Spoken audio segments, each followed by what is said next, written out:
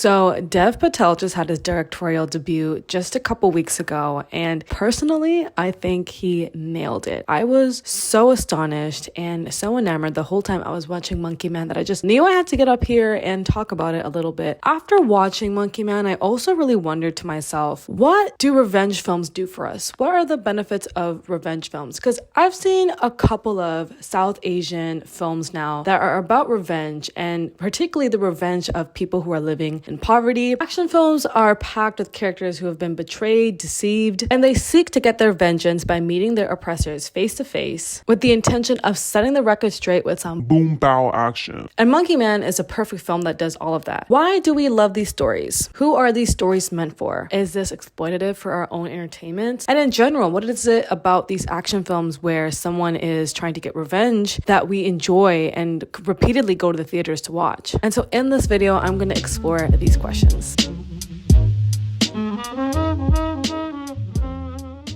Revenge films provide us with a means to escape and to soothe a lot of us who have been traumatized by different things in our lives. I actually found an article by The Revealer, and it goes on to say that psychologists who study revenge fantasies have discovered that children who experience trauma frequently imagine revenge as a way of coping. Because children feel a lack of control over their circumstances, revenge fantasies can help them regain agency and give them an outlet for their anger and confusion. As adults, revenge fantasies can similarly provide an outlet for those of us who have experienced trauma, because trauma can make us feel humiliated. Imagining revenge is a way of protecting ourselves from further harm. So in these few hours that we're watching this film, we're able to escape and be able to soothe our own trauma by watching somebody else be able to get the victory that they've been seeking. It's a way of getting closure that you can't receive in real life. Revenge films allow us to seek the justice that we want to see in real life through our fantasies, through our imaginations, and then we can come back to the real world where the things that go down in action films are actually not able to happen in real life. Revenge films often reflect broader cultural and societal attitudes towards justice, morality, and the rule of law. Revenge cinema can also intersect with different cultural traditions and worldviews, reflecting society's desire to be a more perfect place for people to live and the deeper issues within society that need to be addressed. Dev Patel chooses to talk about real issues that are going on in India. For example, in the scene where all the political leaders are having a dinner just before the real action is about to go down, there are a bunch of inserts of previous leaders within India. Actually, if you do some research, these photos of these leaders are actually real life leaders of India in the past, and they were also known for being tyrants. A part of the montage is a clip of people protesting against the Islamophobia that is going on in India and that has come to an all-time high as of recently. And although the film doesn't reference any current political parties in India, such as Modi's BJP party, which has insinuated a lot of Islamophobia in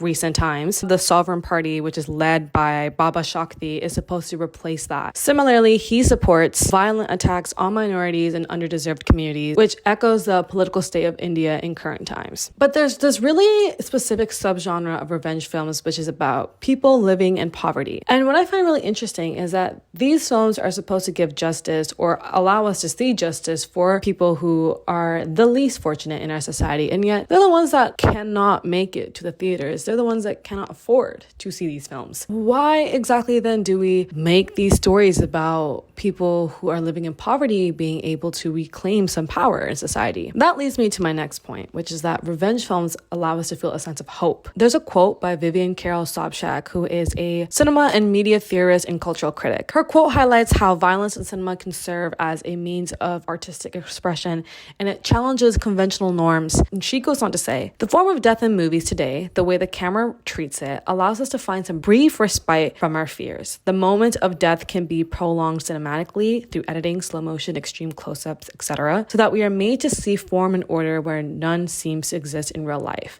The movement of the human body towards non-being is underlined, emphasized, and dramatized, and we all become Olympic participants of Olympian grace.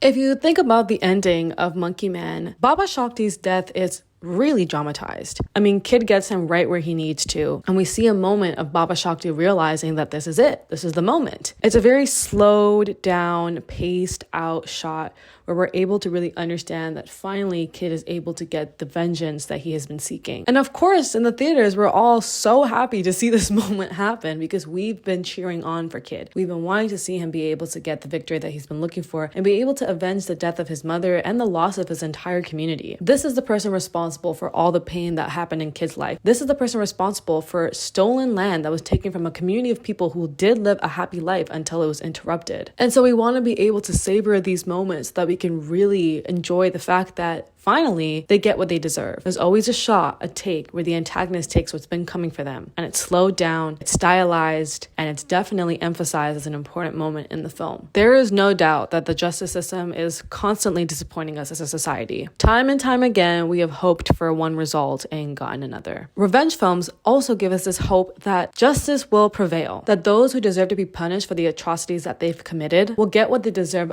by the people who they have wronged. We see that through Kid when he's able to finally defeat the chief and Baba Shakti, who were in charge for the destruction of his village and the death of his mother. In my opinion, what Monkey Man did particularly well was it gives all of those who have been wronged the agency to be able to reclaim their power and seek their own revenge. They're not seen as these helpless, hopeless people. They are seen as strong and they are given their moment. Think of Sita, who is a prostitute who works in the hotel alongside Kid and who is heavily mistreated by Queenie alongside all the other women who do the same work as her. In the film, near the end, she has her moment where she's able to take out Queenie on her own. She's no longer this damsel in distress. Instead, she's able to take down the woman who's in charge of her suffering. And even Alpha, the leader of the transgender woman. Alpha is the one that coordinates all the other women and gets them to be able to help Kid take down all the police officers who are attacking him as he's trying to get to the chief. This is their moment to be able to come back out into society after they have been banned and cornered and ostracized. We don't see them as just these women who are living in this corner far away from society and unable to come out into the light. They come out and they are able to reclaim their power when they are able to come out there and attack the officers who would have killed them in any other situation if they were outside roaming the streets. Monkey Man is bigger than this one-side portrayal of just an angry kid who wants to be able to avenge the death of his mom. It highlights the struggle of a variety of people, allowing them to tell their stories side by side as well. Monkey Man opens up a lot of conversations for the diaspora to be able to discuss the state of our countries, the political issues within our countries, and what it is that we need to think about, discuss, and change. And I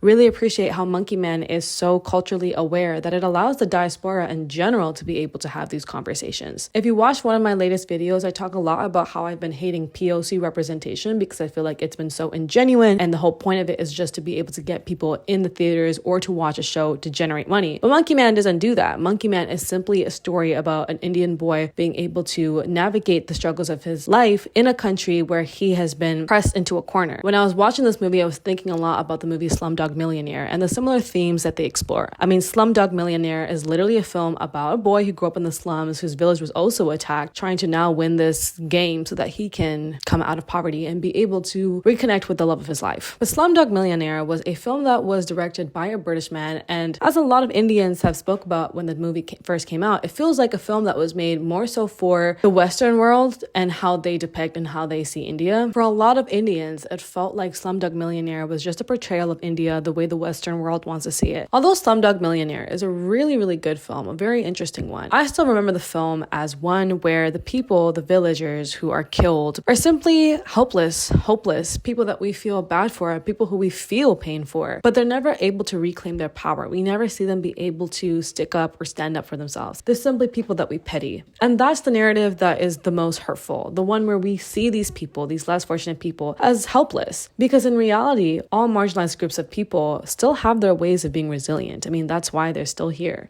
If these people weren't resilient, the stories would never exist. They're able to go about their day-to-day lives because of this perseverance that they hold within. It's not that they are unable to defend themselves. It's just that they lack power and they're up against so much more. But we cannot forget that these people have their own agency and are able to tell their own stories. And even though obviously Dev Patel is not one of these people telling this story, I think he does a much better job of being able to bring to light the power and the resilience of these marginalized groups of people. And the fact that justice for these people don't come from someone in power finally feeling bad for them. It comes from them being able to stick up for themselves, stand up for what they believe in, and defend themselves no matter how much violence they are met with. So that's everything that I have for you guys. If you enjoyed Monkey Man as much as I did, leave a comment down below. Tell me what your thoughts were. I'm genuinely so excited to see what Dev Patel does in the future. For this to be his first film that he directed and he also acted in, it's a crazy well done film. I mean, acting is one difficulty, but then to be also directing and acting, and it's the first time you're doing it, for a film to come out this successful is a really big win for Dev Patel. If you have not subscribed already,